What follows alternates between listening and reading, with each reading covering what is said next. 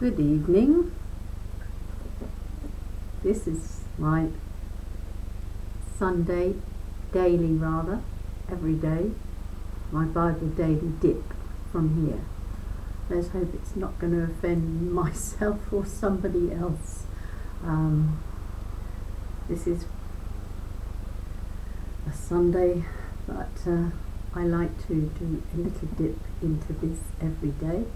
Wherever I just happen to open it, I'm not selecting or choosing. Been to church today. I was very pleased to see so many people there. It was never like church should be, though. It's not, it doesn't feel the same, doesn't look the same. It just, no community, honestly, going to church now is a chore, and it shouldn't be.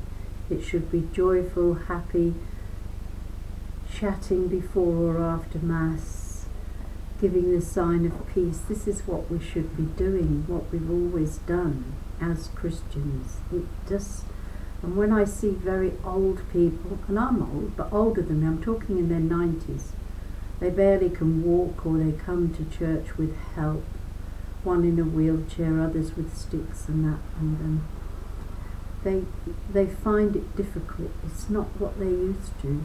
Not only that, they have to wear a mask, or they think they have to wear a mask, which is tragic, which is sad, and they're complying. Even our priest is not a parish priest; he's a retired priest, 81. He doesn't wear it until the time to give out communion, but he complies. He puts on a material one, and then the vision one. What a good soul. He does the Mass at Dersingham, where he lives, at 9, and then he gets caught up in the traffic. Now only for the first time was he late again, which he was always used to be late at 11 o'clock. He'd be at least 10 minutes late because of the tourists, but today he was late. There was lines of traffic going into Hunstanton, where the church is, and he was stuck in one of those lines.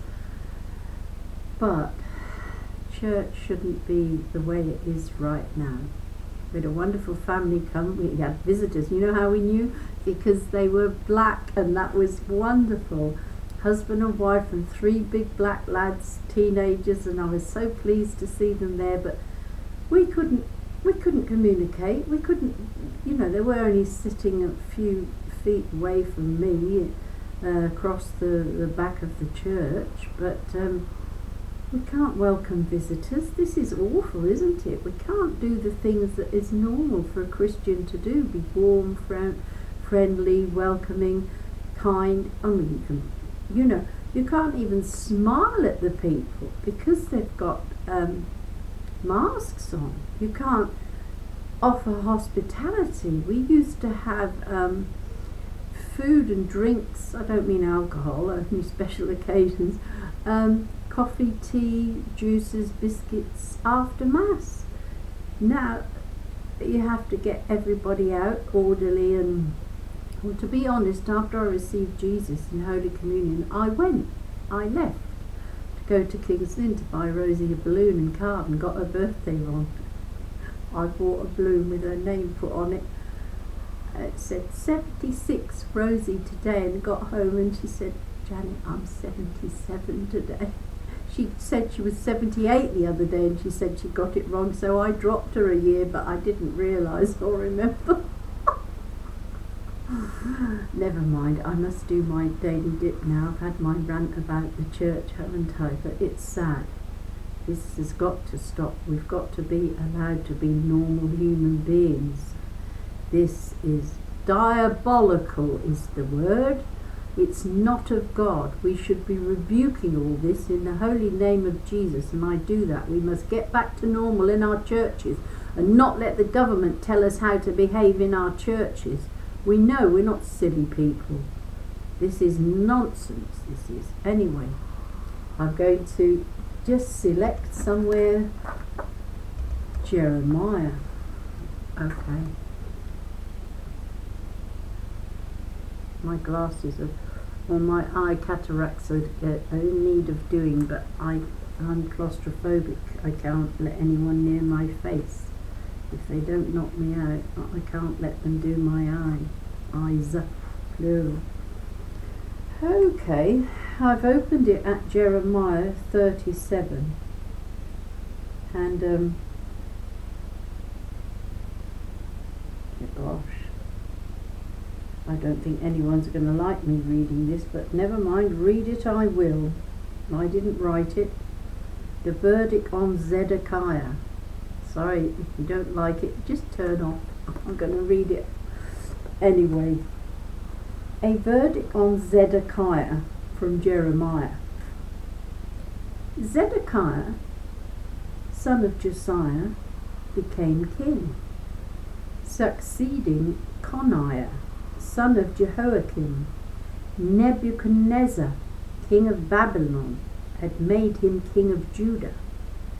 But neither he nor his courtiers nor the people of the countries paid any attention to the words Yahweh God spoke through the prophet Jeremiah. Zedekiah consults Jeremiah during the respite of 588 BC, that means before Christ. King Zedekiah sent Jehukai, son of Shelemiah, and the priest Zephaniah, son of Maaseiah, to the prophet Jeremiah with this message: intercede for us with Yahweh our God. Now Jeremiah was still moving freely among the people. He had not yet been put in prison. Meanwhile, Pharaoh's army was on the move from Egypt, and the Chaldeans besieging Jerusalem had raised the siege when they heard the news. Then the word of Yahweh came to the prophet Jeremiah as follows: Yahweh God of Israel says this to the king of Judah, who sent you to consult me, make this reply: is Pharaoh's army marching to your aid? It will withdraw to its own country, Egypt. The Chaldeans will return to attack this city. They will capture it and burn it down. Yahweh says this: do not cheer yourselves up by thinking the Chaldeans are leaving us for good. They are not leaving. Even if you cut to pieces the whole Chaldean army now fighting against you until there were only the wounded left, they would stand up again, each man in his tent, to burn this city down. The arrest of Jeremiah, improvement in his treatment.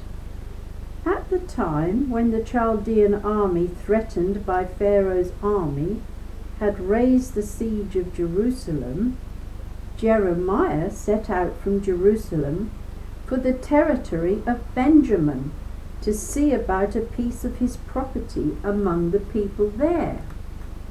He was at the Benjamin gate when the guard commander there, a certain Irijah, son of Shelemiah, son of Hananiah, arrested the prophet Jeremiah, shouting, "You are deserting to the Chaldeans!"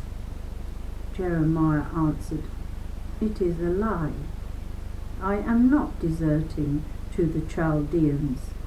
But Irijah would not listen to Jeremiah and took him under arrest to the chief men.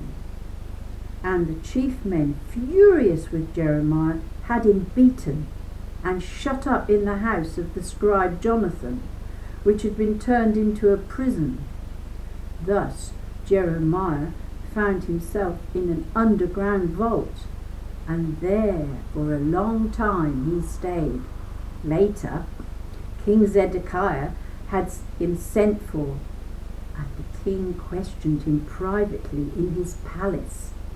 "Is there any word from Yahweh?" he asked. "There is," Jeremiah answered, and added, "You will be handed over to the king of Babylon.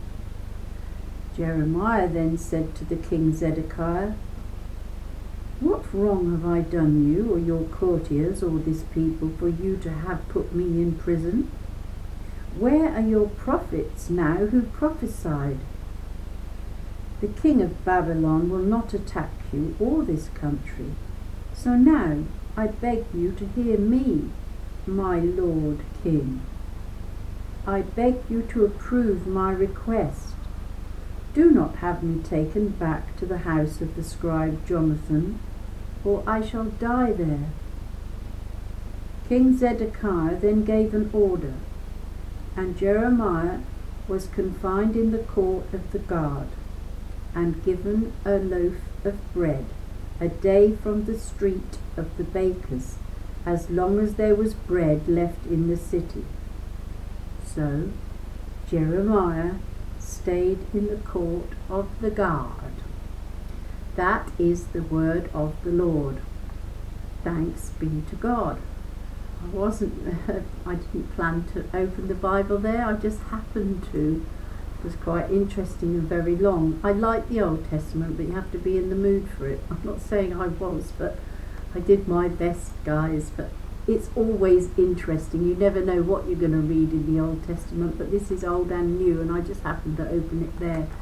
So God bless you all. Have a wonderful evening, and peace and love and harmony, and let's stop wearing the masks, especially old people. Not right. It's wrong.